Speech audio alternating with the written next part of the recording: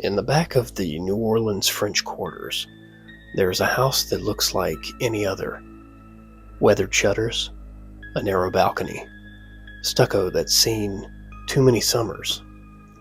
Tourists pass it every day, holding plastic cups and snapping pictures of Bourbon Street, never realizing they're walking past the former home of the most feared woman in the city's history. They say if you pause on the sidewalk just long enough for the night to get quiet, you can hear something from behind those walls. The faint rustle of a long skirt, the whisper of prayers in French and in Creole, the clink of glass bottles on an unseen altar. And sometimes, the moon cuts down St. Anne Street just right. Witnesses swear they've seen her. Dark skin, white dress, towering head wrap folded like a crown, staring from an empty upstairs window that should be empty. This is not just a house. It's a cottage built on favors, secrets, and fear. A place where fortunes were made and reputations were destroyed. And where the line between saint and sorceress was erased in candlelight. Welcome back to That Haunted Show. And tonight, we're going inside Marie Laveau's cottage. We'll walk through her rooms, step into her rituals, and listen to the stories that they say the Voodoo Queen of New Orleans never really left. And find out why they say it's haunted.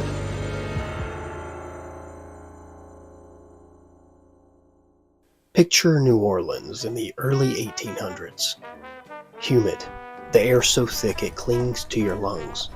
Carriages rattling over cobblestone. The smell of coffee and incense blending in the French quarters. Narrow streets stood a modest adobe cottage at 152 Rue St. Anne, known as 1020 St. Anne Street. By most accounts, it wasn't a mansion or a grand estate.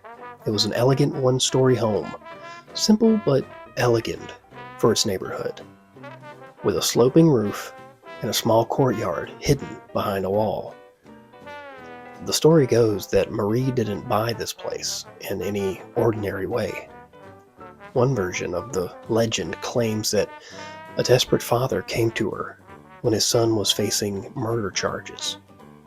Marie, the woman people already whispered about, agreed to help for a price.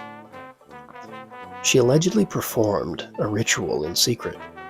3 peppers held in her mouth, prayers murmured in the dark. The peppers then placed under the judge's seat to sway his thoughts. A cow's tongue nailed beneath the prosecutor's chair was said to have choked his arguments at the crucial moment, leaving him stumbling and speechless. When the verdict came back not guilty, the grateful father kept his word. The cottage on St. Anne's became Marie Laveau's domain. From the outside, it was just another house. Inside, it was something very different. To understand why this cottage still unsettles people, you need to understand the woman who lived there. Marie Laveau was born in 1801, a free woman of color in a city tangled in French, Spanish, African, and Caribbean influence. She married a man named Jacques Paris, and later lived with Louis Christophe Duminy de Galapien, with whom she had several children. Over time, her identity grew beyond any simple label. She became known as the Voodoo Queen of New Orleans. Some say she was a hairdresser to the city's wealthiest women, visiting their homes, listening as secrets slipped out during idle conversations.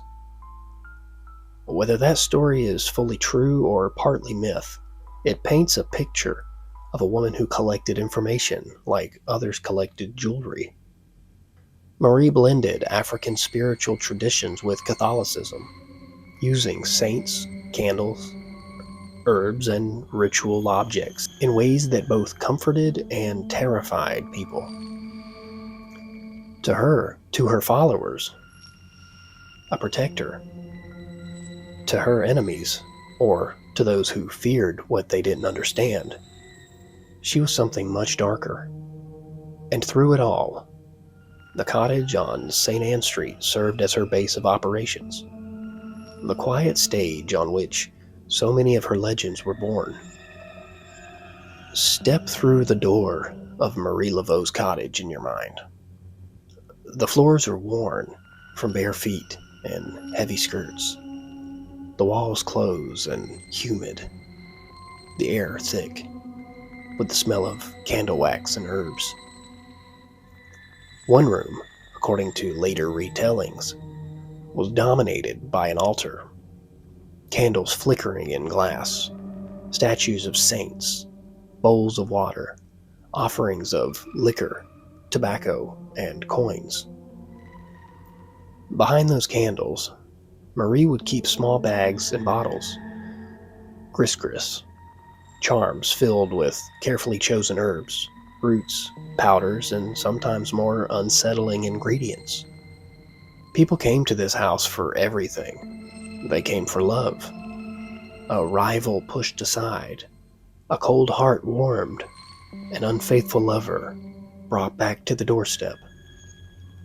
They came for justice, a court case titled in their favor, a neighbor silenced, a cruel employer punished. Some came simply for luck, hoping Marie could tilt fate their way with a candle and a whispered prayer. Inside the cottage, privacy was everything. Marie listened, nodded, and made her preparations. A small cloth bag tied with string, a candle blessed, and then sent home with instructions. A saint statue placed just so, and a petition beneath it written in a careful, steady hand. This was not a place of spectacle. Like the ritual she performed later by the bayou, this was quiet power, contained in a cramped room, lit by candlelight and shadows. But not everything that happened in the cottage stayed calm. There is another figure tangled in the legend of the cottage, Marie's daughter, often called Marie II. Some say she simply inherited her mother's name and stepped into the role of voodoo queen after the elder Marie's death in 1881. Others insist that the two Maries overlapped, mother and daughter working in tandem, with the younger one embracing a more flamboyant, sometimes darker style of ritual. While Marie I was known for mixing healing, faith, and spiritual work, stories claim Marie II leaned hard into spectacle and fear. She hosted ceremonies near Bayou St. John, where music, dancing, and ritual acts drew both the locals and curious outsiders. But the cottage on St. Anne, the work remained more private and more dangerous. Later ghost stories claimed that under Marie II, the cottage became a place where violent spirits were invoked and not always sent away. Possessions in these tales wasn't a distant threat. It was something that could happen right there in that back room, with the witnesses watching as bodies shook, voices changed, and eyes rolled back white. Whether those stories are exaggerated or not, they all point back to the same setting, the same cramped little cottage, the same hot, airless rooms that today are said to hold echoes of those rituals. No haunted house is complete without destruction, and Marie Laveau's cottage is no exception. The original cottage on St. Anne was torn down in 1903. A new structure was built on the same foundation, as if the owners believed they could erase the past with fresh lumber and plaster. But you can't change the walls without changing what's underneath them. Locals say that whatever energies Marie stirred up never left the ground.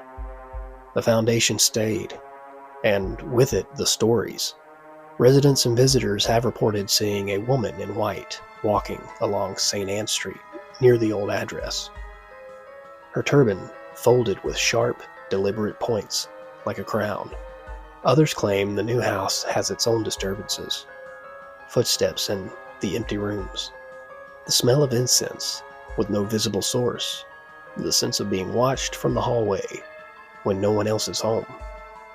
Some even insist that late at night, if you stand in the courtyard, you can hear a soft, rhythmic chanting just on the edge of understanding. The cottage may be gone, but the haunting didn't seem to notice the change of architecture. Marie Laveau's spirit is said to wander more than one place in New Orleans. Her tomb in St. Louis Cemetery, number 1, is one of the city's most famous haunted sites. People leave offerings, candles, and make wishes, sometimes marking her tomb with 3 X's when they believe she's granted their request. I personally have been to Marie Laveau's tomb, and it is spooky, to say the least. Visitors have reported seeing a woman in a turban walking among the graves, only for her to vanish when they look twice. But at St. Anne Street, the haunting is more intimate. Instead of a cemetery full of tourists, you have a quiet residential block.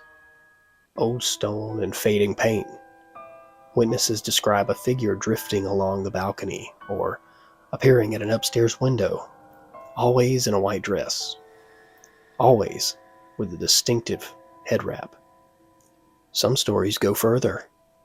They say if you walk past the house late at night and mutter a request under your breath, a plea for justice, for love, for revenge, you might feel a sudden shift in the air, a pressure like someone just stepped up close behind you, close enough to hear the words you hope no one else would. And if you return home to find a single feather on your pillow, well, that's another legend attached to Marie's work. Feathers in some voodoo traditions are symbols of luck when found in the right place. But the tales insist that if you find one on your pillow, it can be a sign of a deadly hex, a warning that something has already been set in motion. Is that superstition? Or a sign that the voodoo queen still takes clients long after her death? Historically, there's a lot we can't confirm about Marie Laveau. Records from the 1800s are incomplete, and over 2 centuries, her story has been embroidered, retold, and remixed by tourists, tour guides, authors, and filmmakers. We know that she lived in New Orleans, that she practiced a blend of Catholic and African-derived spirituality, and that her name carried real power in her lifetime. But the details, the cow's tongue under the prosecutor's chair, the peppers beneath the judge, the exact rituals in her cottage, come to us mostly as legend. They were stories passed down, repeated, and embellished until they became part of the city's identity.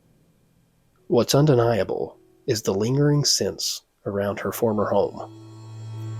Whether you believe in ghosts or not, the idea of a woman who commanded such fear and devotion that people still talk about her more than a century after her death, that kind of presence leaves a mark. The cottage itself is gone. The address remains. So do the tours, the whispers, and the late-night glances over the shoulder. If you walk down St. Anne Street today, you won't see a sign that says Marie Laveau lived here. You'll see a house that looks like any other, standing on old bones and older stories. Still, the city remembers, and the candles flickering at her tomb, and the offerings left on quiet corners, and the stories told between strangers at midnight in the quarters, and in that house where a simple cottage once stood. Some say the air never quite feels empty as if someone is still listening from behind the walls. Maybe Marie Laveau is just history now, a figure wrapped in myth and smoke. Or maybe in a city that refuses to let the dead rest quietly, the Voodoo Queen still keeps watch from her cottage, waiting for the next knock at the door. Thank you so much for joining me in this episode. If you liked what you heard and are interested in seeing more, please give us a follow, a like, or a subscribe. And if you're listening to us on Spotify, give us a rating and a comment what you thought about the episode. Thank you so much, and we will see you in the next episode. Bye-bye.